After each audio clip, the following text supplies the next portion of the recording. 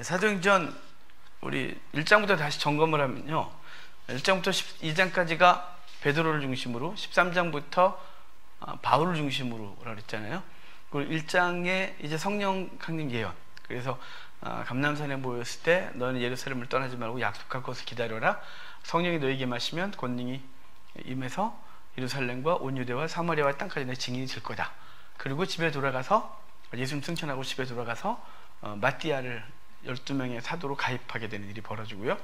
2장에 성령 강림 그랬어요. 성령 강림, 그래서 성령이 임하신 사건이에요.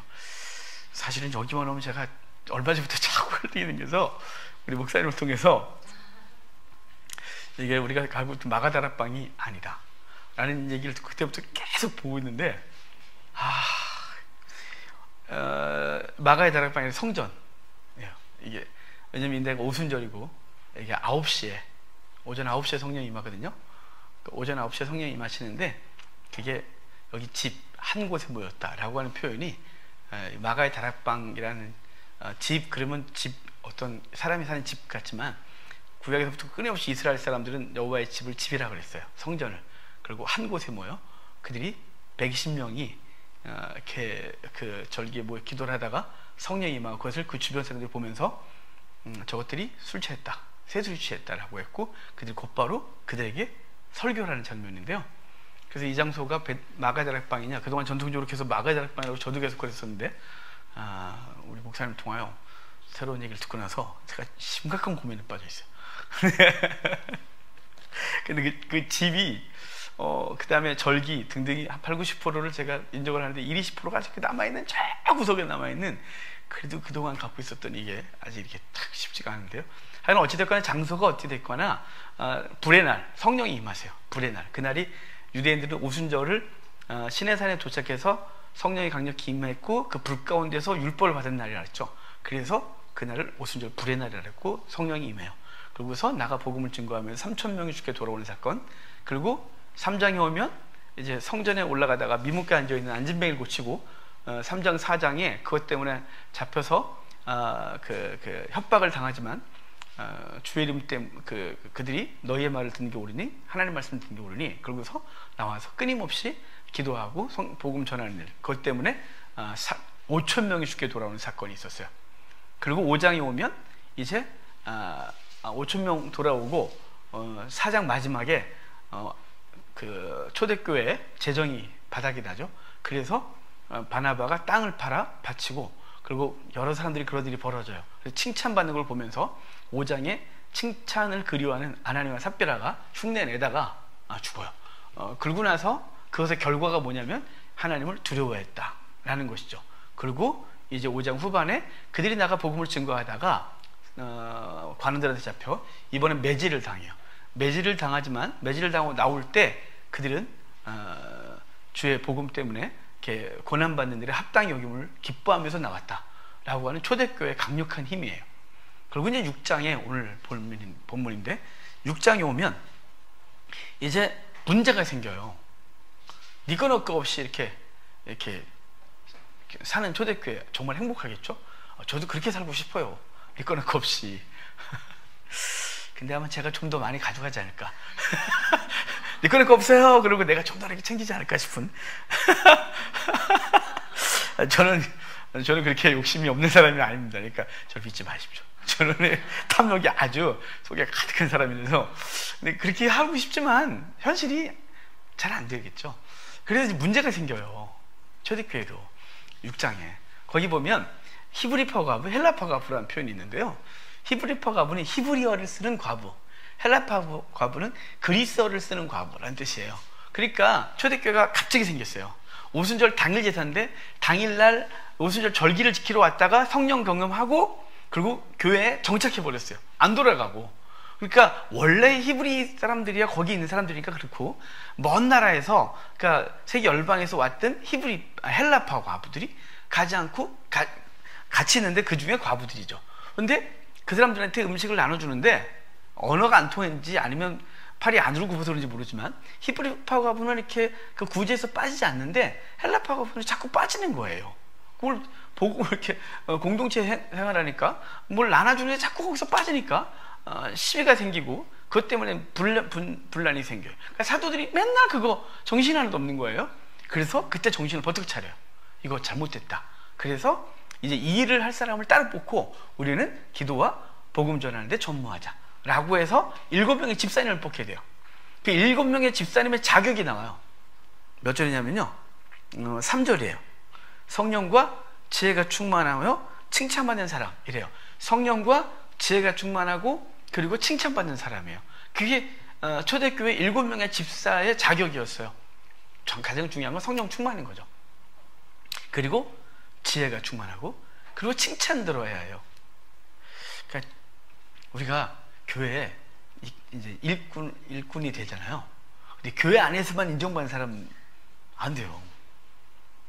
이게 사람들에게도 칭찬을 좀 받아야 되는데, 교회에 헌금 좀 많이 하고 또 이렇게 뭐 좀 열심히 하면 직분을 잡고 있는데 세상에서 욕을 무지 먹는 거예요. 야, 그러면 안 돼요. 성령 충만하고 지혜롭고 그리고 칭찬받는 사람들로 우리가 돼야죠. 하긴 그런 사람들을 뽑았는데 이 사람들이 갑자기 예수 믿고 나서 이렇게 된 사람들이 아니에요. 이 7명의 집사님들도 원래 예수님을 추종하고 따랐던 사람들이에요. 기존의 사람들. 그 500문도 안에 들었던 사람들, 120명의 초기 성령 강림 사건에 있었던 사람들이에요. 초대교회 생기자마자 이제 예수 믿은 지 얼마 안 됐는데 그들이 아니고요. 이분들은 예수님의 사역하실 때 쫓아다녔던 12명의 사도 외에 많은 제자들 중에 속한 사람들이에요. 그 사람들을 뽑아요. 그래서 그 사람들이 이제 이런 일을 감당하고 사도들은 기도와 하나님 말씀 증거하는 데에 집중을 하게 되어죠. 이제부터 서서히 교회에 이제 제도가 생기기 시작하죠. 그래서 사도들은 복음 증거와 기도하는데, 그리고 집사님들이 교회에 여러 가지 일들을 돌보고 관리하는 일을 하게 돼요. 그 7명의 집사님들 명단이 거기 나오죠. 여기 스데반, 빌립, 브로고로, 니가노르, 디몬, 바메나, 니골라, 이렇게 되는데요. 7명의 집사님들 이름 중에 다 몰라도 되고요. 앞에 2명만 기억하면 돼요. 스데반, 빌립만. 왜냐면 앞으로 사건이 둘만 있어요. 한 사람이 다시 등장해요. 니골라 당이라고.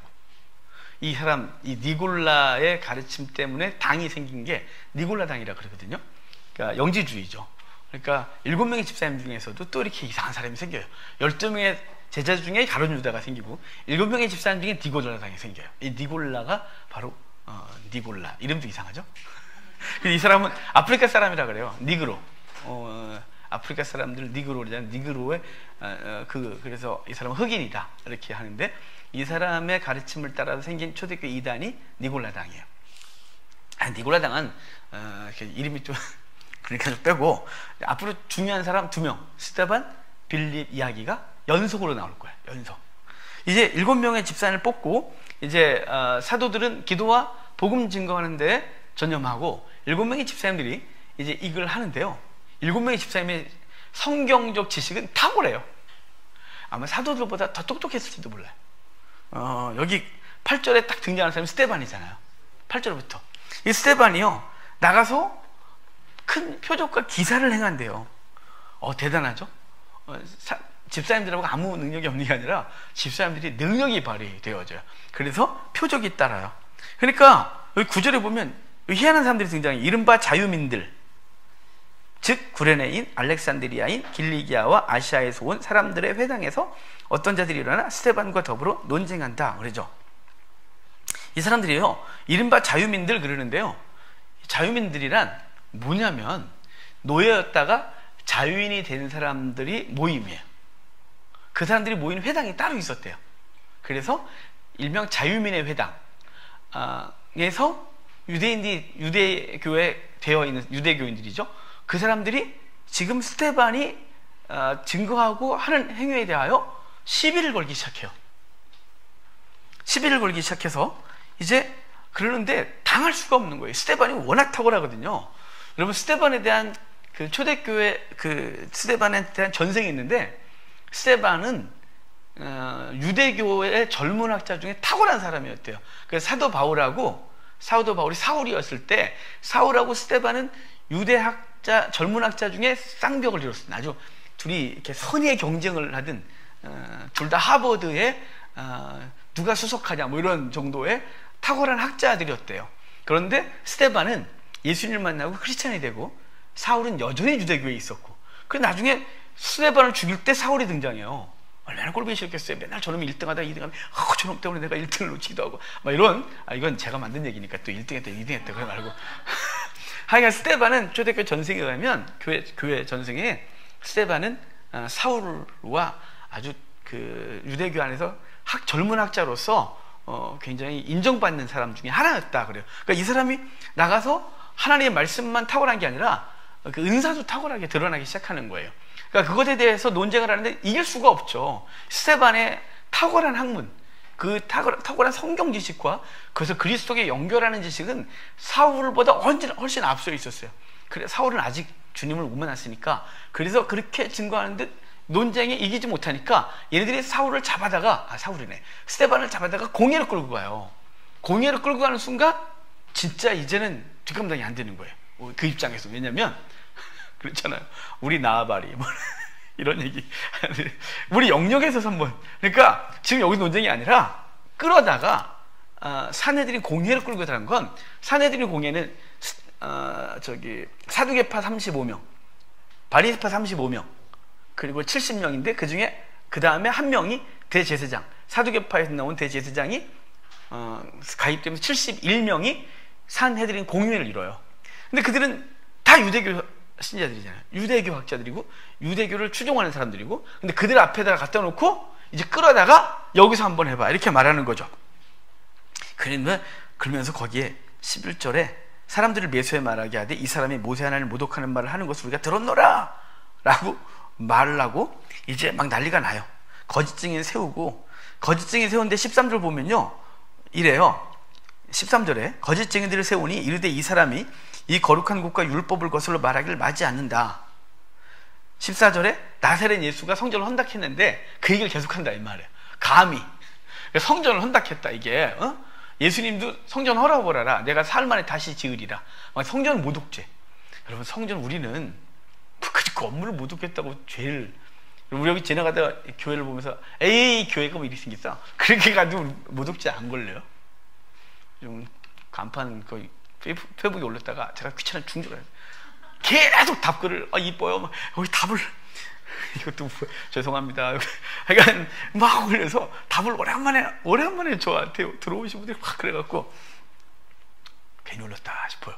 그렇다고 내리기도 그렇고 이미 막 간판 막 난리가 났어요. 하여간 그런데 누군가가 옆에서 막 저게 간판이니? 이런다고 해서 간판 모독죄 그럴 수 없어요. 근데 이 성전은 달라요. 왜냐면 유대인들은 성전은 거기 하나님의 집이거든요. 하나님이 거하시는 장소인 거예요. 그들의 믿음이 있어서. 그러니까 그걸 모독하고 하는 걸, 그 예수님이 그랬는데 그 성전 하나님을 모독했다 뭐 이런 것 때문에 죽었는데 스데반이 바로 그 짓을 다시 한다 이렇게 고발하고 있는 거죠. 그러니까 스데반이 7장부터 공회에서 설교를 하는 거예요. 그러니까 6장 15절에 공회 중에 앉은 사람들이 다 스데반을 주목하고 보니 그 얼굴이 천사 얼굴 같더라. 대단하잖아요. 천사 얼굴 같았대요.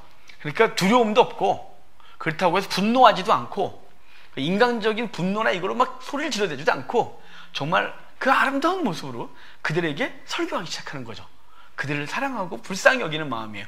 그래서 7장에 설교를 하는데 정말 아브라함부터 해서 쭉 끌고 들어와요. 아주 진짜 예수님까지. 그래서 스데반의 설교가 지루해요. 이러면 안 되는데 지루해요. 왜냐면 알고 뻔한 얘기를 이렇게 하시는데, 그러니까 쭉 오다가 결론의 끝에 가서 무슨 얘기를 하냐면 성전 얘기로 와요. 왜냐면 지금 거짓 증인들이 얘 지금 성전 모독죄, 예수님이 그거 했는데 얘가 또 그 짓 한다 이거죠. 그랬었잖아요 거기. 그래서 14절에 아까 그의 말에 이 나사렛 예수가 이곳을 헐고 또 모세가 우리에게 전해준 규례를 고치겠다 하면 우리가 들었노라 라고 했다는 거예요. 그러니까 그래갖고 쭉 오면서 그 끝에 부분이 성전 얘기로 오는 거예요.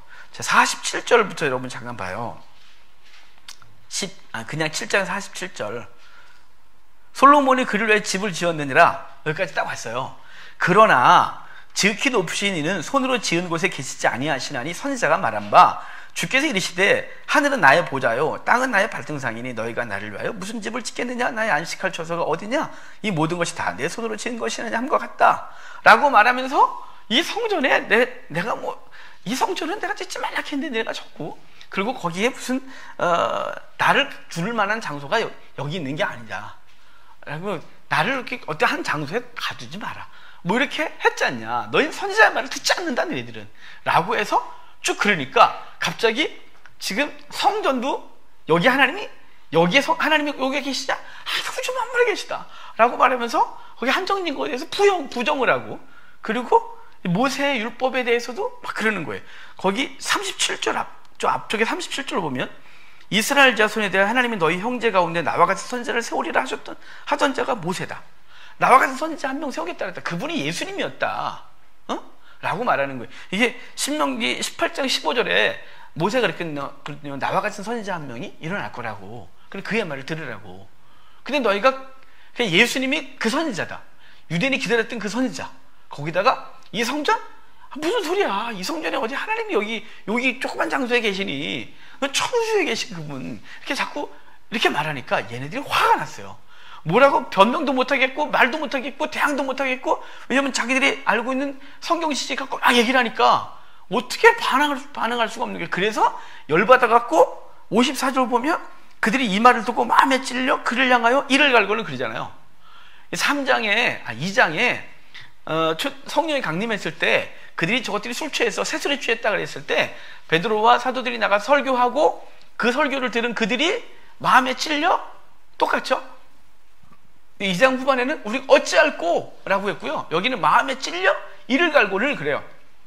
왜 이렇게 반응이 다르냐면, 이 사내들인 공의회는 예수님을 지들이 죽였거든요. 근데 이걸 받아들이자니 지들이 죄를 인정하는 꼴이 되고, 이거 뒷감당이 안 되는 거예요. 그래서 마음에 찔리긴 하는데, 그리고 이를 갈고 이걸 끌어다가 이제 돌로 쳐 죽이려고 그래요. 근데 그 장면에서 스데반이 그들이 이를 갈고 돌로 죽이려 하는데, 스데반은 그들의 그 표정을 보는 게 아니라 그는 눈을 들어 보좌 우편에 서 계신 주님을 봐요. 그래서 기꺼이 순교할 수 있는 거죠. 여러분, 순교는 우리 힘으로 하는 게 아니에요. 자, 우리가 일상을 살면서 우리가 순교 그러면 꼭 이 목이 잠기고, 제가 얼마 전에 영상을 본 거 말씀드렸지만 불에 태워 죽임을 당하고, 이것만 순교라고 생각하지 말아요. 순교는 오늘도 하셨어요. 여러분의 시간을 주를 위해 드리고, 여러분의 일상을 살면서 주님 때문에 포기한 것들 이미 순교하신 거예요. 그 일상에 순교를 하지 못하는 사람은 그거 못해요. 예전에 그런 분이 있다 그랬잖아요. 순교가 비전이라고 말하고 다녔던 사람. 저는 그런 사람 정말 별로 안 좋아해요. 왜냐면요, 그래서 맨 처음에 순교가 비전이니까 제가 얼마나 멋있어 보였겠어요. 와, 순교가 비전이래. 그랬는데요, 일상에서 순교를 하나도 안 해요. 어쩜 그렇게 자꾸 사고만 치고, 어쩜 그렇게 주의 재산을 짓고 막 그러고. 제가 그래서 저 사람은 결국은 이제 문제가 생겼지만, 여러분, 순교가 비전의 사람은 오늘 죽어야 돼요.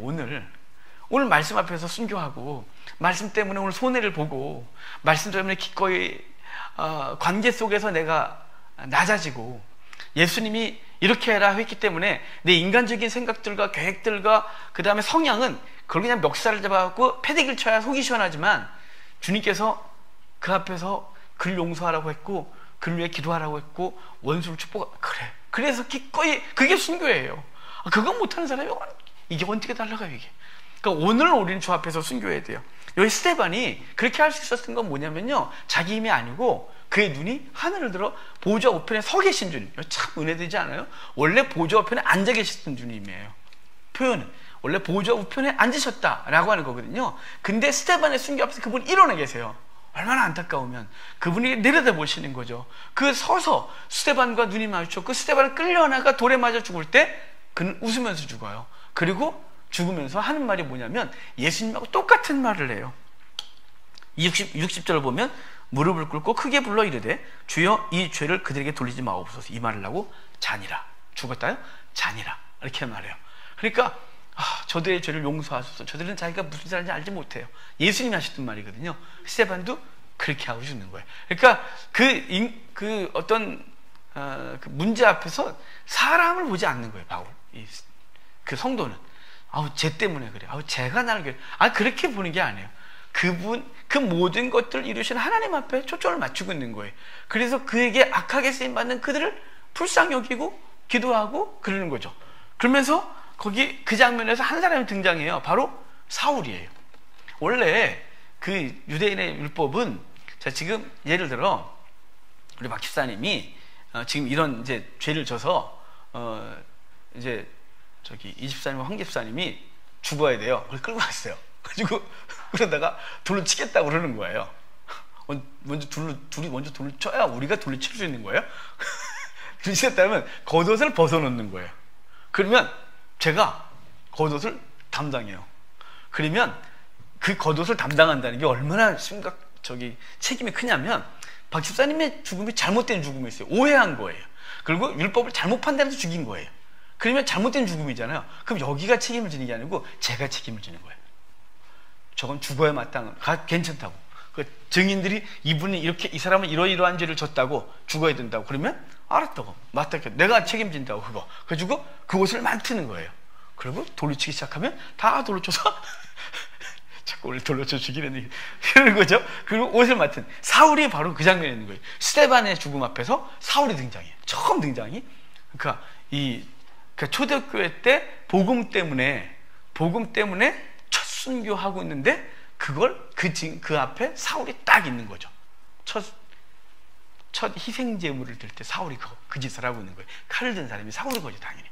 그러고 나서 8장에 오면 이제 빌립이 등장해요. 근데 빌립이 등장하기 전에 8장 1절이 1장 8절의 성취죠. 1장 8절에 뭐라 했어요? 성령이 너에게 임하시면 권능을 받고 예루살렘과 온 유대와 사마리아와 땅끝까지 이르는 데 증인이 되리라. 그래요. 근데 8장 1절은 스데반의 일로 인하여, 그죠? 그날에 예루살렘에 있는 교회가 큰 바퀴가 있어 사도회는 다 유대와 사마리아와 모든 땅으로 흩어졌다. 이렇게 말해요.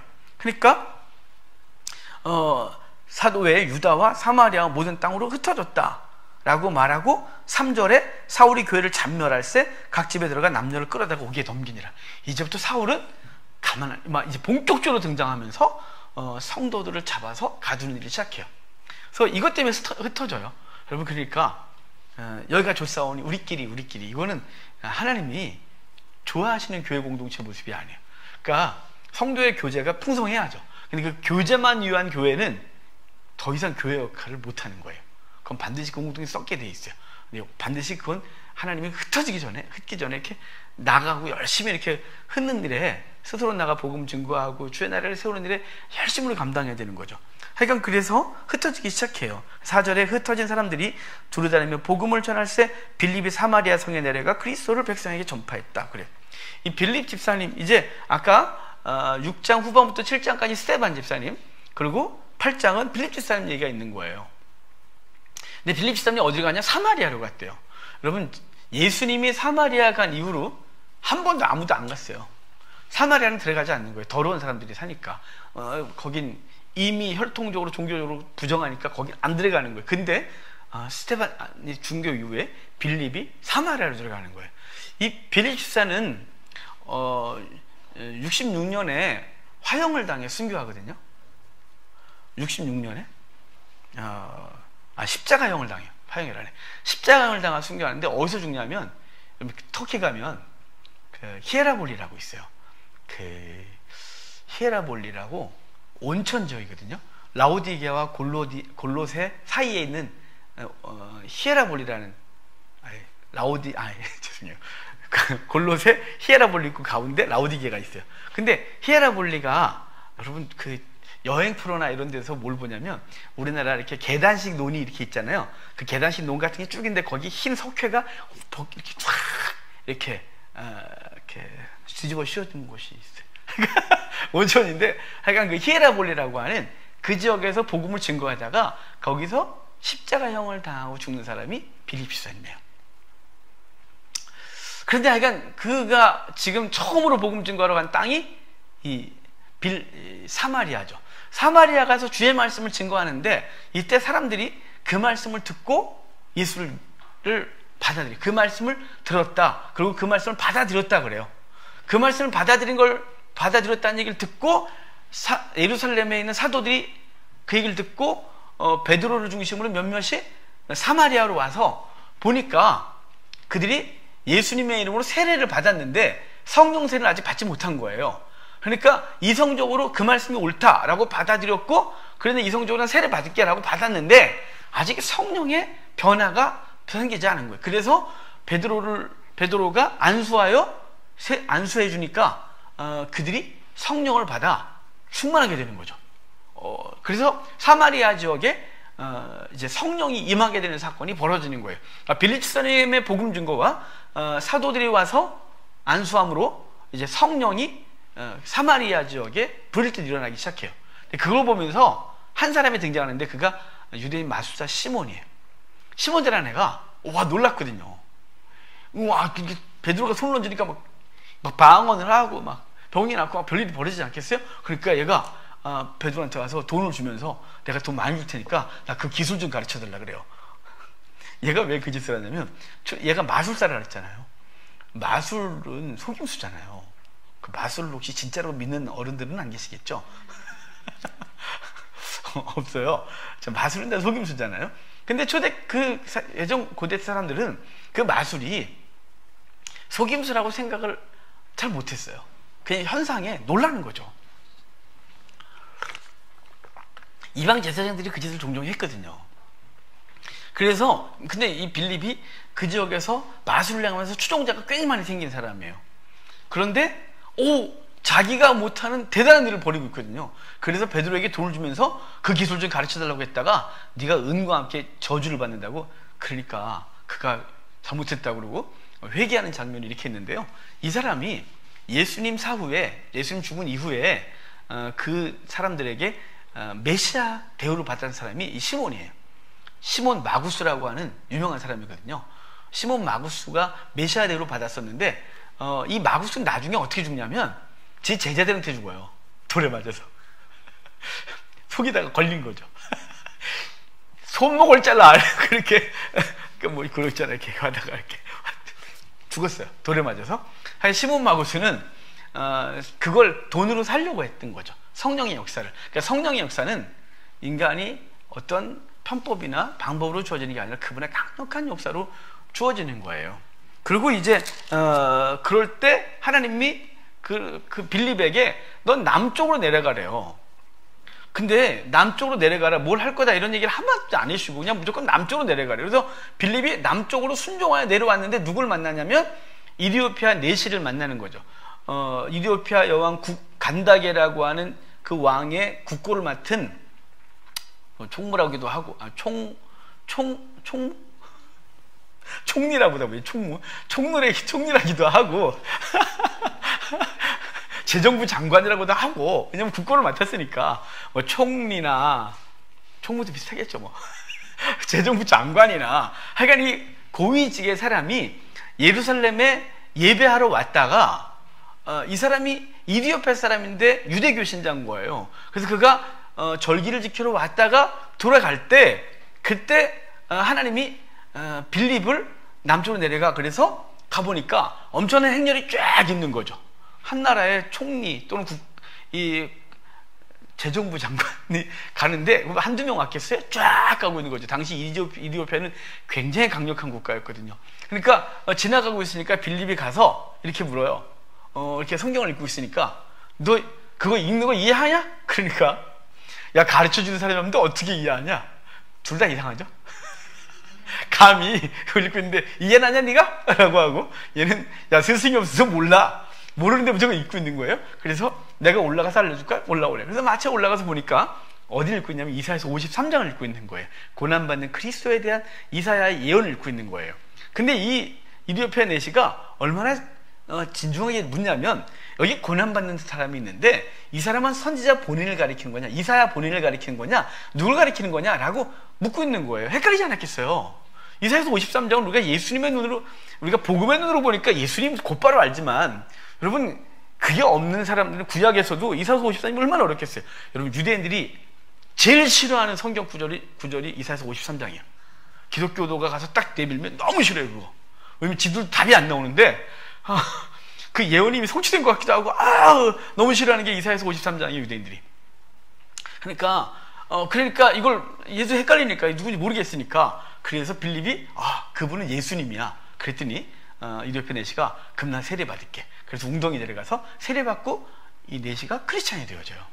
그래서 그는 돌아가서 곧바로 그 나라를 기독교 국가로 만들어요. 그러니까 한 사람의 변화를 통해서 한 나라가 기독교 국가가 돼요. 그러니까 이디오피아는 2000년 동안 국교가 기독교예요. 공식적으로. 그러니까 대단하죠? 한 사람의 변화를 통해 한 민족이 바뀌어요.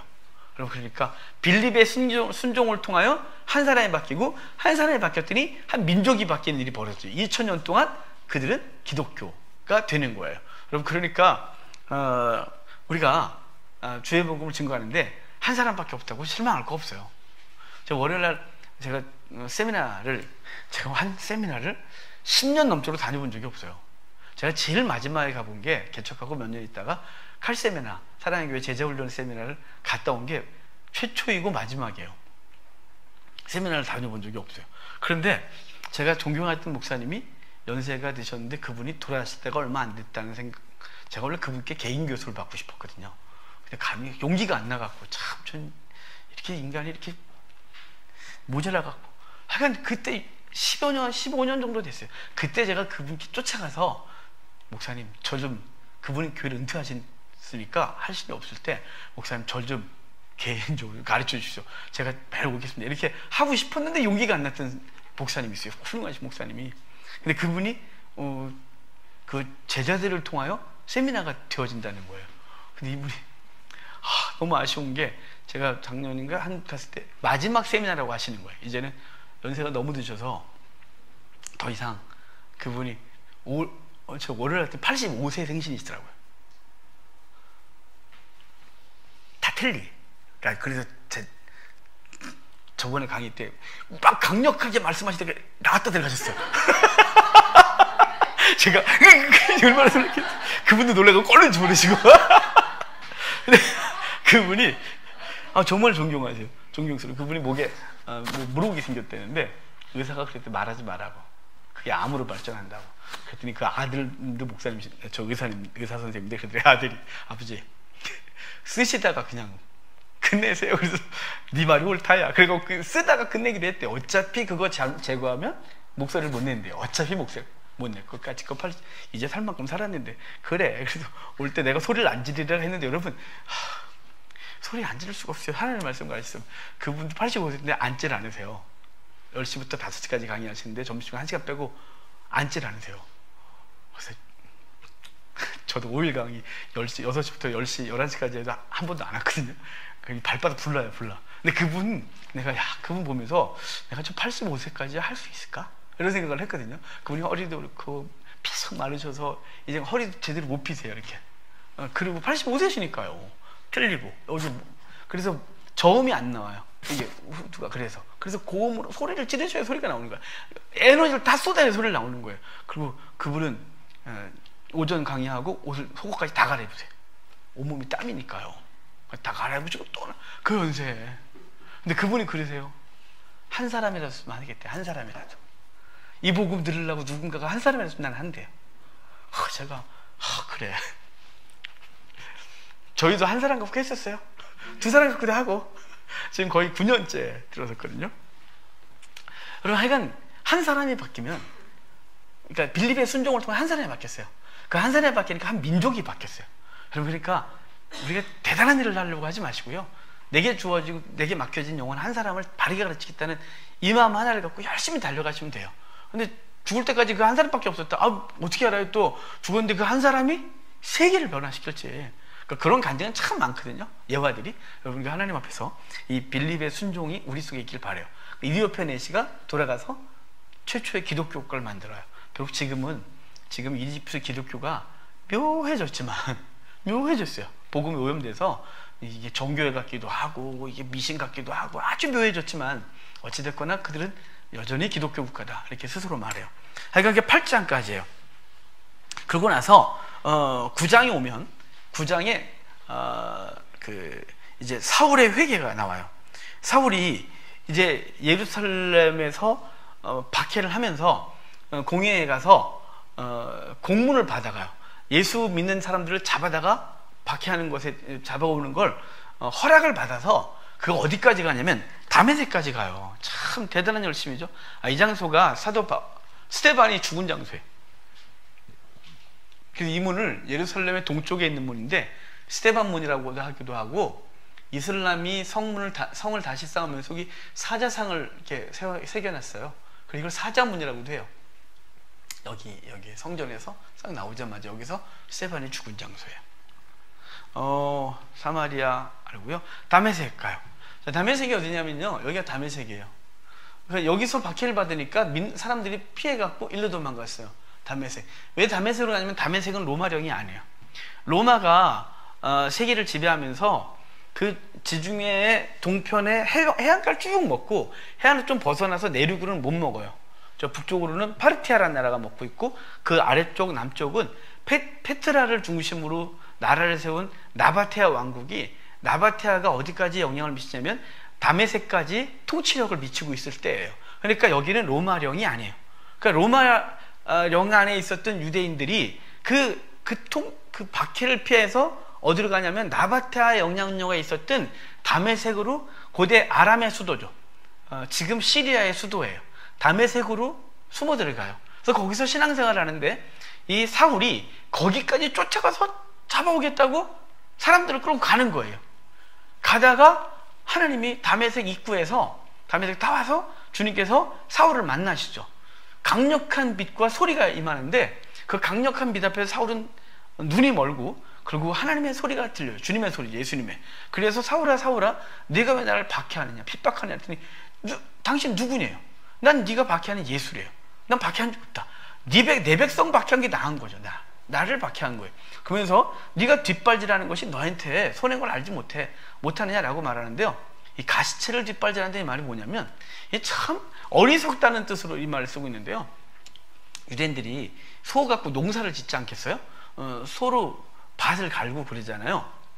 요즘은 뭐 다 경운기로 하고 트랙터로 하니까 소로 밭 가는 걸 보는 분이 별로 없어요. 근데 이 시골에 아직도 이 산동네나 이런 데 가면 기계 쓰지 못하는 곳은 여전히 이렇게 하는데요. 저희 어릴 때 많이 봤죠. 근데 소가 이게 배초부터 순종을 하는 게 아니에요. 소도 일하기 싫어요. 소라고 땡겨서 그래, 난 소니까 열심히 일해야 돼, 그러겠어요? 소도 하기 싫어요. 소도 이렇게 딴 데 가고 싶고, 나 그늘로 가고 싶어, 막 이러지 않겠어요? 그러면 이 소가 주인이 막 때려도 이러면 안 움직여요.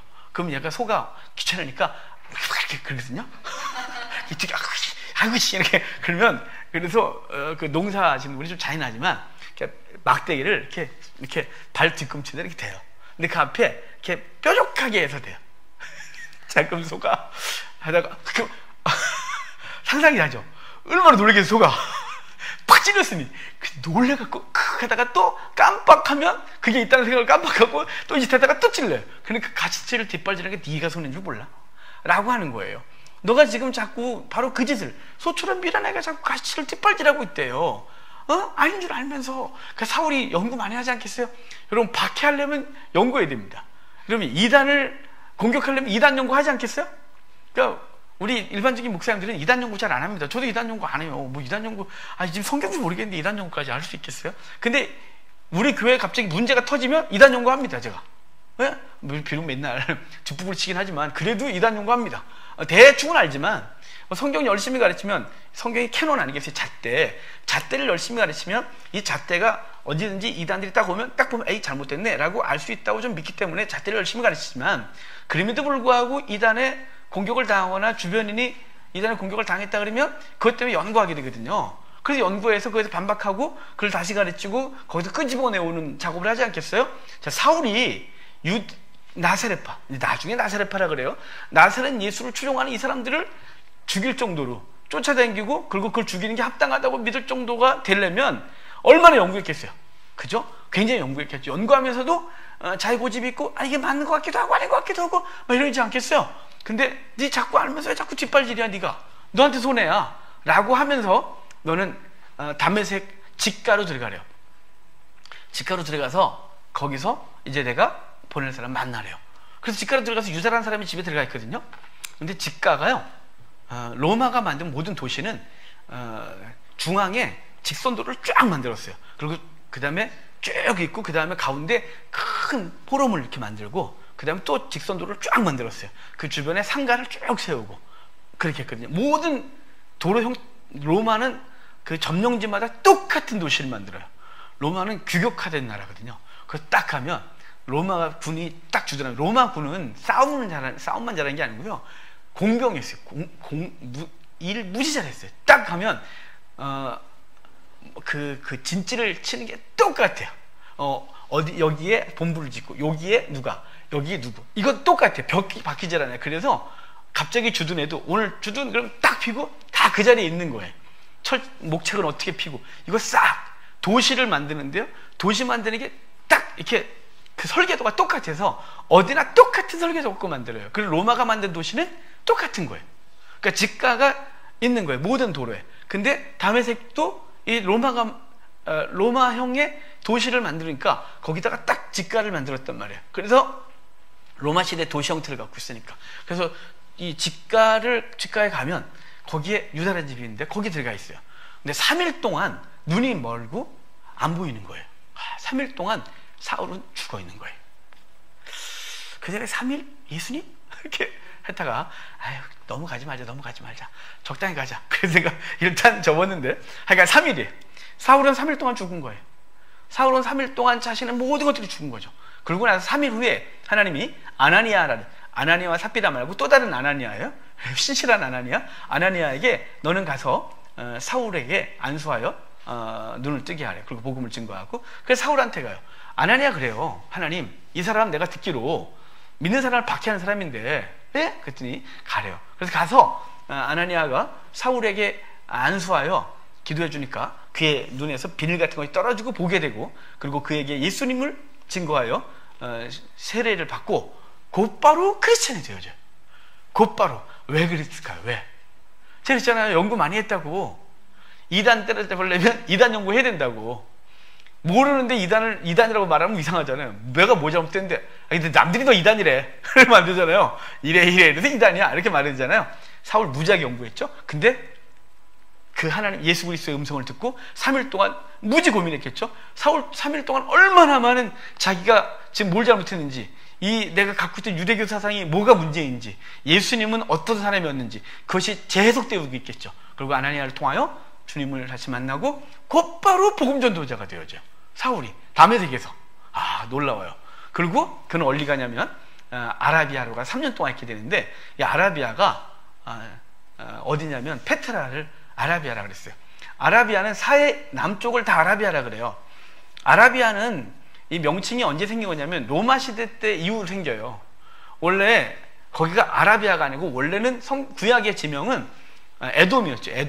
에돔 그리고 이쪽은 암몬, 모압 이런 식으로 되는 거예요. 요단강 동쪽은 사해 동쪽은 모압, 암몬, 모압이네. 암몬, 모압 그리고 에돔 이렇게 돼 있는데 로마가 여기를 점령하고 나서 유대 땅은 유대로 하고 그랬는데 요단강 동편에 이렇게 요단강 주류를 따라서 10개의 로마 도시를 만들어요. 테카폴리스 그래서 데가볼리. 예수님이 데가볼리 지역 갔다는데 여기 요단강 동편 쪽에 있는 10개의 로마형 도시들이에요. 그 데가볼리라고 해서 했는데 남쪽에 뭐라고 말해야 될지 모르겠는 거예요. 그 남쪽에 광야를. 그래서 뭐라고 할까 그랬는데 그 지역을 구약에서 뭐라냐면 아라바 광야라고 했어요. 아라바 광야.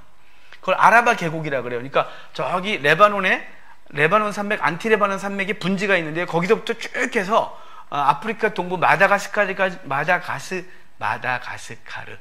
가는 그 해저에 계곡이 있거든요. 바닷속에 쭉 이어지는 계곡. 그거를 아라바 계곡이라 그래요. 그 계속 이어지는 걸. 그러니까 거기가 아라바 계곡. 그래서 사해를 염해, 동해, 그리고 아라바해 그랬죠. 그래서 그 아라바 계곡이라 그래서 아라바 계곡에 있는 그 지역이라 그래서 아라비아 됐어요? 이게 되시죠? 그래서 그때부터 그쪽을 아라비아라 그러는 거예요. 그 아라비아의 최고 인구 밀도가 높은 도시가 페트라였어요. 그 나바테 왕국의 수도였어요. 그 당시에. 그래서 그 나바테 왕국의 수도였던 페트라에 가서 사울이 3년 동안 복음을 증거합니다. 복음을 증거했는데 그 나바테 왕국을 다스렸던 왕이 아레다예요. 아레다 왕. 그분 윗분인데 아래에 계시는 아레다 왕인데 아레다 왕이 이게 어디서 불러먹던 인간이 3년 동안 이 자기네 왕국을 난리가 났어요. 예수님 막 종교가 막 난리가 나고, 그래서 사도 바울을 죽이려고 하고, 사울이 다시 다메섹에 왔다가 다메섹에서 잡힐 뻔했을 때 창문 밖으로 바구니 타고 도망와서, 그가 예루살렘에 와서 바나바가 예루살렘에서 인사를 시키고, 그 다음에 거기 왔을 때 유대인들이 그를 죽이려고 하니까, 할례한 유대인들을 죽이려고 하니까 사울이 어디 도망가냐면 자기 집 다소로 가서 10년간 머물게 되어져요. 그게 9장 사울이 주님을 만나고 변화된 장면이에요. 그러고 나서 32절부터가 9장 32절부터가 누구 얘기냐면 베드로 얘기로 다시 등장해요. 그러니까 사울이 8장의 스데반의 죽음, 7장의 스데반의 죽음부터 해서 사울이 등장하죠. 그래갖고 사울이 바뀌는 얘기가 있어요. 사울이 바뀌고 그의 고향 다소로 가서 있게 되는 얘기예요. 그 후로 10년간 있게 돼요. 그러고 나서 사울 얘기 잠깐 접어두고 누구 얘기를 하냐면 이제 베드로가 바뀌는 얘기를 해요. 베드로가 어디로 오냐면 루따라는 장소로 오는데요. 루따가 요바로 오는 길에 있어요.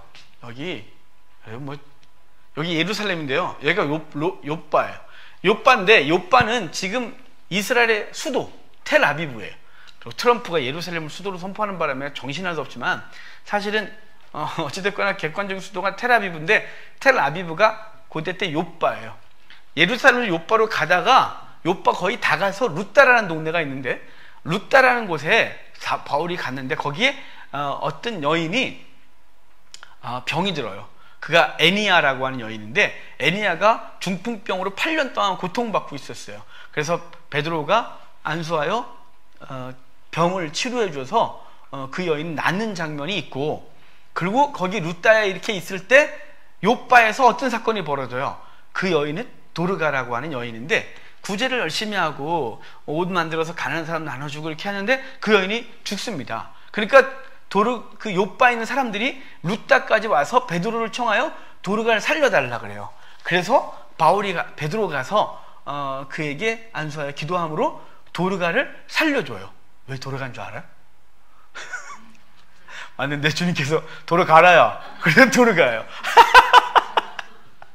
이런 얘기 자꾸 하면 안 되는데요. 그러니까 도로가 그러지 마시고 도로가가 살아나요. 그리고 이제 베드로는 요바의 피장 시몬의 집에서 머물러 있게 되거든요. 하나님은 베드로를 자꾸 만들고 있어요.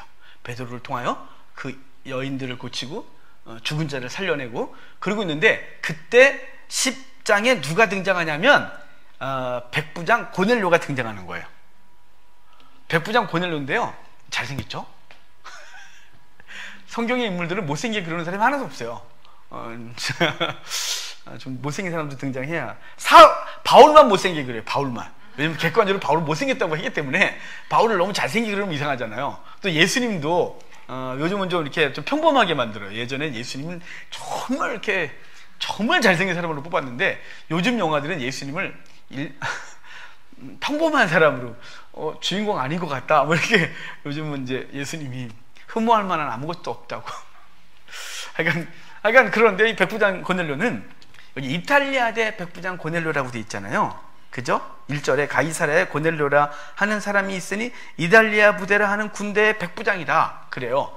이달리아 군대 백부장은 이탈리아대는 뭐냐면요, 로마 부대인데, 로마 부대 안에서 황제 친위 부대를 이탈리아대 이렇게 말하는 거예요. 왜 이탈리아대라 그러냐면 친위 부대를 순수 100% 이탈리아 사람만 뽑는 부대거든요. 혈통이. 로마는 굉장히 다민족 국가잖아요. 그래서 로마는요, 군대에 온갖 민족이 같이 들어와 있었어요. 로마는 얼마나 놀라운 나라냐면, 로마는 시민권이 굉장히 시민권을 잘 풀었어요. 그러니까 만약에 제가 이 나라를 점령했어요. 로마가 점령했으면 다 노예 삼았잖아요. 그럼 노예 삼으면 데릴리오 노예가 아니에요. 일정 기간 노예로 살다가 그 주인이 풀어줘요. 해방시켜줘요. 해방시켜주지 않아도 여기 만약에 이제 노예예요. 근데 자녀를 낳았어요. 그러면 그 아이는 시민권을 줘요. 영원한 노예가 없어요. 로마 사회는. 근데 그럼에도 불구하고 나는 그래도 이제 해방됐지만 로마 시민권이 없으니까 난 시민권 얻겠다. 그러면 로마 부대에 자원에 들어와요. 또 로마 시민들 중에서도 로마 부대에 들어오는 거예요. 왜 들어오냐면 신분이 확 바뀌어요. 가서 죽지 않으면 살아 돌아오면 엄청난 부자가 돼요. 약탈이라네. 전리품들을 갖고 와서 엄청난 부자가 되거든요. 그러니까 로마 부대 안에 온갖 민족들이 다 들어와 있어요. 근데 황제 친위 부대는 아무나 못 들어와요. 100% 로마 사람이래야 돼요. 혈통적으로 오랫동안 로마 시민으로 살았어야 되는 거예요. 그런 사람만 들어오는 부대가 이탈리아대예요. 근데 그 중에서 백부장 고넬로예요. 정말 로마 시민에서 아주 순수 혈통, 그것도 백부장, 대단한 사람이죠. 근데 이 사람이 왜 가이사랴에 와 있냐면, 여러분 그 연표 한번 보실래요? 연표 안 갖고 오셨나요? 성경책에 이렇게 껴놓고 다니라고 제가 이렇게 너덜거려도 이거 필요하면 언제나 들 수 있어요. 그러니까 자, 여기 어디를 보냐면 로마 연대표를 보세요. 로마 연대표를 보면 쭉 저기 밑에서부터 올라오면 시뻘건 애는 있죠. 시뻘건 애, 나쁜 애. 우리 연표에 빨간 애는 다 나쁜 애예요. 네로, 헤롯, 안티오쿠스, 에피파네스 다 시뻘겋죠? 얘네 다 나쁜 놈들이에요. 네로 그 위에 클라우디우스, 그 위에 갈리굴라, 그 위에 티베리우스예요. 자, 티베리우스가 예수님을 못 박아 죽인 황제예요. 그러니까 그렇다고 티베리우스가 죽였다가 아니라 티베리우스 때 빌라도가 예수님을 못 박죠. 티베리우스가 사실은 이 2대 황제예요. 그 앞에 1대 황제가 옥타비아누스죠. 옥타비아누스 다음에 티베리우스인데, 티베리우스가 나름 그래도 정치를 잘했던 왕이에요. 황제인데, 근데 그 인생 후반이 이상해져. 얘가 이 로마는 동성애가 그렇게 부끄럽거나 이러지 않아요. 도리어 자랑스러웠어요. 10대 미성 그 12, 3살, 3, 4살 정도의 아이들을 가장 아름다운 육체를 갖고 있다고 사람이 생각했어요. 로마 사람들은 인간의 가장 아름다운 육체를 13세 전후 되는 미소년들이 가장 아름다운 육체다, 이렇게 생각했어요. 그리고 그런 아이를 데리고 다니는 건 자랑거리였어요. 돈 많은 거의 상징이죠. 좀 더럽죠? 갑자기 왜 저래 또? 로마 시대가 우리가 아니고. 자, 그런데 이 티베리우스는 인생 후반에 그 섬에 가서 이렇게 그런 애들만 다 데려다가 이상한 짓을 하루 종일 아주 정말 더러운 짓을 해요. 결제받으러 섬에 가서 받아오야 되고, 그러니까 시간이 얼마나 그렇게 뭐 적당히 좀 하지, 뭐 다들 하고 있는 짓이니까 너무 심한 거죠. 그래서 못 살겠다 싶어서 황제 친위 부대가 쿠데타를 일으켜요. 그래서 그를 죽이고 나중에 갈리굴라를 황제로 앉히거든요. 갈리굴라도 얘도 또 친위 부대가 죽이고 클라우디우스를 황제로 앉혀요. 연속으로 2번이나 황제 친위 부대가 황제를 갈아치워요. 근데 그 첫 번째 갈아치웠던 사람이 바로 클라우디우스예요. 그런데 갈아치우기 전에 이제 황제를 죽이고 정권이 혼란스러우면 로마 전역에서 여기저기 변방에서 반란이 일어날 수 있는 기미가 있잖아요. 그 반란이 일어날 수 있다고 여겨지는 장소에 미리 군대를 보내놓는 거예요. 근데 누굴 보내냐면 일반 군대 보낼 수는 없는 거죠. 왜냐면 이걸 비밀을 유지해야 되니까 이 비밀을 지킬 수 있는 사람들 중에 딱 그 친위 부대원들을 보내는 거죠. 그래서 그 황제 친위 부대가 로마에 있지 않고 가이사랴에 와 있는 거예요. 그러니까 요때 뭔 일이 벌어지고 있는 거냐면, 황제가 그 친위 부대한테 죽고 갈리굴라가 황제로 등극하는 그런 와중에 지금 10장이 배경인 거예요. 고넬료가 와 있어요. 근데 고넬료는 이 사람이 유대교도래요. 여러분, 왜 유대교도를 보냈냐면, 이 사람이 순수 혈통인데 어떻게 유대교도냐? 여러분, 로마는 이미 유대교가 자리를 잡았어요. 유대교가 로마로 가게 된 건 주전 63년에 폼페이우스가 예루살렘을 함락하고, 그때 엄청난 포로를 끌고 가요, 유대인들을. 그래서 포로를 끌고 가서 로마의 노예로 삼는데, 그들이 자연스럽게 시간이 지나면서 자유시민권을 얻게 되고, 그리고 그들의 공동체가 생기면서 회당을 만들겠죠. 그럼 로마 안에 유대 회당이 엄청나게 생기는 거예요. 왜냐하면 얘네는 안식일날 1km 이상을 벗어날 수가 없기 때문에 뭐 유대인들이 로마 전역에 흩어져 사는데 한 군데 모여 살 수는 없지 않습니까? 그러니까 얘는 모여 살 수는 모여 살지만, 그래서 회당이 로마 전역에 생겨요. 로마 전역에 회당이 주전 63년부터 지금 이때가 주 40년 요 정도 되니까, 전후 되니까 이때 그러니까 약 100여 년간 로마의 유대교가 자리를 잡은 거예요. 로마 사람들이 종교를 하나 선택하려고 하면 다른 종교들은 다 더럽고 음란하고 지저분하고 묘한 짓들을 하거든요. 그럼 나중에 시간이 좀 되시면 로마와 관련된 로마 시대 때 뭐 시저와 옥타비아누스 이때 배경을 하고 있는 영화들이 굉장히 많아요. 그런 영화들을 좀 이렇게 주의 깊게 보시면 로마 사람들의 종교를 거기서 볼 수 있어요. 설마 없던 거 막 만들어냈겠어요? 그러면 과장된 것도 있겠지만 대부분 고증을 해서 만들거든요, 영화라는 게. 그 다음에 또 역사를 보면 종교가 뭐지 지저분해요. 굉장히 음란하고 지저분하고 정말 혐오스럽고, 근데 젠틀한 사람들이 유대교를 보니까 굉장히 신실하거든요. 안식일이 되면 탁 유대인들이 평소에도 삶이 구별되고 복장도 구별하고, 안식일이 되면 회당에 모여서 회당에서 율법을 탁 낭독하고 그것을 토론을 하고 그리고 그 말씀대로 살려고 노력을 하는 걸 보면 와, 저게 진짜 종교 같은 거죠. 그래서 로마에 굉장히 많은 사람들이 유대교 신자가 되어져요. 그 사람 중에 하나가 고넬료인 거예요.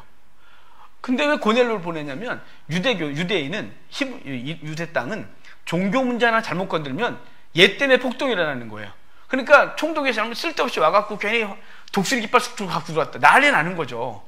빌라도가 예루살렘에 독수리 깃발 갖고 들어오다가 난리 나갖고 겨울 저항해서 못 들어와요. 못 갖고 들어왔어요. 그거 눌러버리려다가 빌라도도 못 갖고 들어왔어요. 하여간 종교 문제는 유대가 굉장히 예민하거든요. 그러니까 이 종교를 잘 알고 존중하는 사람을 보내는 게 지혜롭겠죠, 보내는 사람 입장에서. 그래서 고넬료가 오는 거예요. 고넬료가 와서 그쪽에 유대교 신자가 얼마나 좋겠어요. 저에게 우리 교단에서 황 목사 이스라엘 가서 2년 동안 있다가 오시오. 그럼 저 당장 갈 거예요. 여기 하시고 난 가고 가서 나 정말 공부 열심히 난 그 땅에서 한 1년만 살다 왔으면 소원이 없겠어요. 왜냐면 그 땅이 좋냐?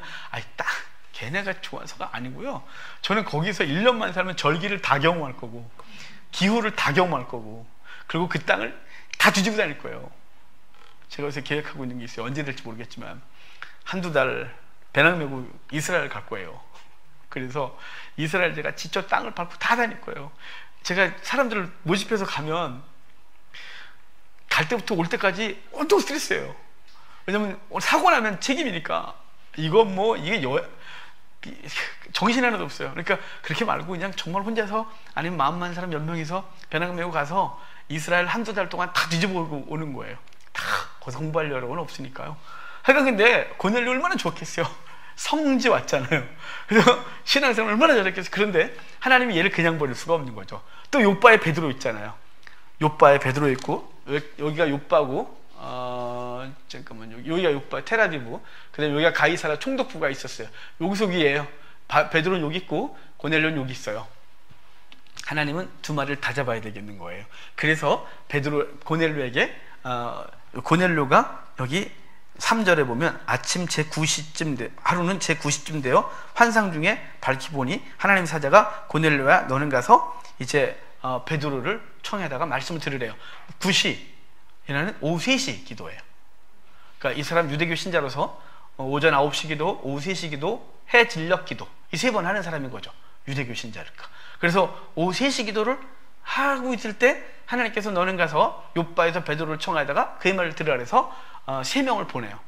근데 3명을 보냈는데 베드로는 이제 6시 기도를 하고 있었어요. 6시에 기도를 하고 있는데 제6시 기도예요. 9절에. 근데 이 6시는 정오예요. 정오. 12시.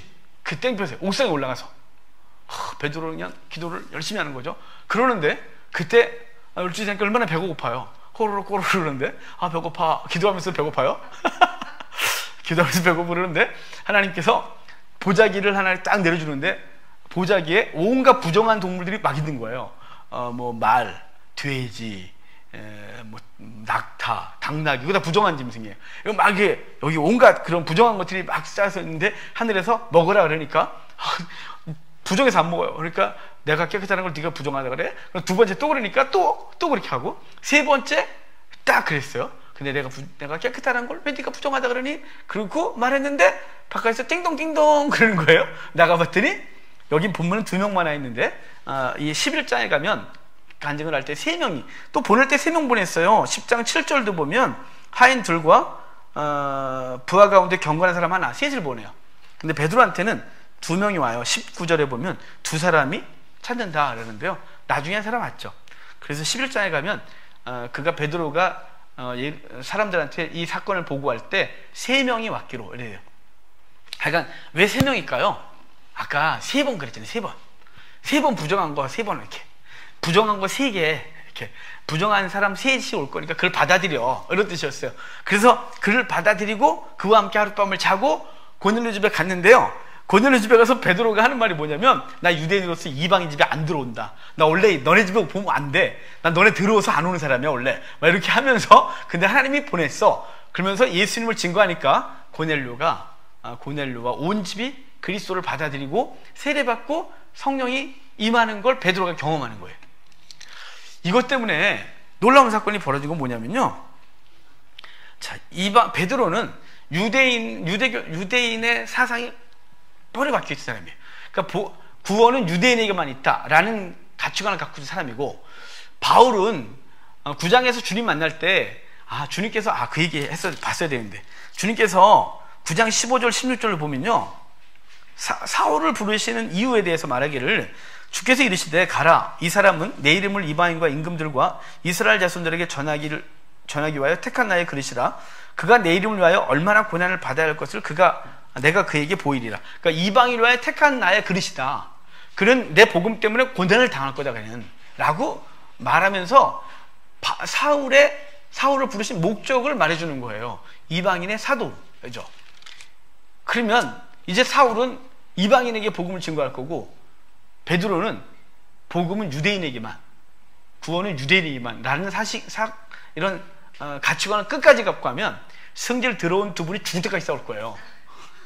힘 좋고 성질 들어온 베드로하고 깡다고 대빵 세고 들어온 사울하고 죽을 때까지 싸우겠죠?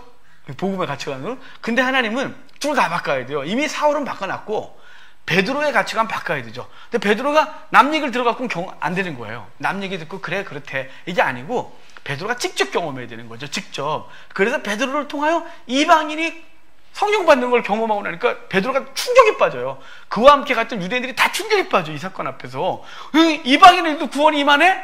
라고 하고 그가 왔을 때 비난을 당하거든요. 12장에 오면 야 너가 이방인 집에 들어갔다며? 막 그러니까 정말 내가 그랬는데 이방인에도 구원이 임하더라 라고 해서 이제 베드로가 이방인 구원에 마음이 열려요. 비록 이게 이방인에게 복음을 증거할 때까지가 베드로는 오래 걸려요. 이 가치관을 꺾는데 되게 오래 걸려요.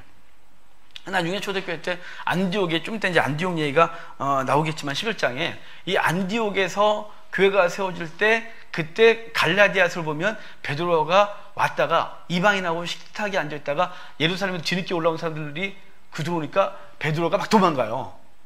이방인하고 밥 먹다 걸렸다 이 말이죠. 깜짝 놀래갖고 그 아직도 유대교의 가치관에서 벗어나지 못한 그 바나바도 따라갔다가 나갔다가 사울한테 무지하게 욕을 먹어요. 갈라디아서 보면. 그러니까 베드로는 이게 몸에 저 깊숙한 곳이 이 가치관이 바뀔 때까지 오래 걸려요. 근데 사울은 이미 완전히 바뀌었죠. 그리고 그는 가서 맨 처음에 이방인 지역에서 복음을 받아들였고, 그리고 복음 증거가 나바테 왕국에 가서 아라비아 가서 3년 동안 복음 증거하고, 그리고 그가 살고 태어나고 자란 곳이 길리기아 다소. 길리기아 다소는 로마 3주 정치 때, 그러니까 1차 3주 정치 말고 2차 때 한 사람 기억 못해도 돼요. 일부러 억지로 끼어드는 거고, 그 옥타비아누스하고 안티오니우스하고 이렇게 할 때 안토니우스가 동방을 어디서 다스리냐면 다소에서 다스려요. 클레오파트라고 만난 장소가 다소예요. 그래서 거기 사람이 빠지고 이집트로 와갖고 안토니우스는 제정신 못 차리고 결국은 나중에 둘 다 자살을 하지만, 이 길리기아 다소는 이방인 온갖 인종이 다 모여 살던 곳이에요. 그곳에서 사울이 자랐고, 사울이 그래서 이방인에 대한 느낌이 거부감이 하나도 없어요. 여러분 그 이방인 안 모든 사람이 갑자기 만나면 얼마나 이상했어요. 저 산골에서 평생 자란 사람이 갑자기 어느 날 갑자기 이렇게 흑인께서 이렇게 오셨는데 말하면 그렇지 않겠어요? 저는 선교사가 안 돼요. 저는 여전히 외국인을 만나면 언어가 둘째 문제고요, 되게 이상해요. 근데 동양 사람은 안 이상해요. 우리하고 똑같이 생겼잖아요. 말만 다르지. 근데 서양인을 만나면 어떻게 할 줄 모르겠어요. 영어가 문제가 아니고요. 너무 이상해요. 저는 참 이상해요. 그러니까 저는 선교사 체질이 아닌 거예요. 근데 사울은 뭐 온갖 민족에서 섞여 사는 곳에서 자랐고, 그래서 부분이 없는, 이렇게 어떤 그 선입견이 없는데, 베드로는 엄청나게 강해요. 그래서 바로 이 10장 사건을 통해서 베드로를 바꾸고, 고넬료가 유대교 신자에서 기독교도가 돼요. 그럼 고넬료는 갈리굴라가 황제가 된 후에 돌아가요. 여기 별 문제가 없으니까. 그래서 다시 황제 친위부대로 들어가죠. 그러면 로마 교회를 누가 세웠냐? 그럴 때 로마 교회를 누가 세웠는지 공식적으로 아는 사람이 아무도 없어요. 공식 교육이 없기 때문에. 그래서 첫 번째 대상이 바로 고넬료예요. 설마 여기서 크리스찬 되고 돌아가 다시 유대교? 아니겠죠. 그는 여기서 주님 만나고 돌아가서 그의 가족과 그의 부하들의 영향을, 백부장은 굉장히 영향력인 사람이라고 제가 말씀드렸잖아요. 백부장은 대단한 사람이라고. 그 백부장의 영향력으로 아마 교회가 세워지지 않았을까라고 추정하는 사람이 고넬료예요. 그러니까 고넬료를 바꿔서 로마로 보내고, 베드로를 바꿔 초대교회가 이방인 전도에 문이 열려지게 되는 일이 벌어지는 게 10장 두 마리 토끼 잡는 장면이에요.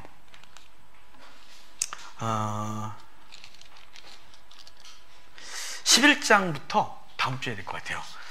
또 11장도 할 얘기가 좀 많잖아요. 자, 10장까지 이렇게 하고 5장씩밖에 못하네요. 이렇게 하고 다음 주에 11장 하겠습니다. 기도하고 마치겠습니다. 하나님 감사합니다. 오늘도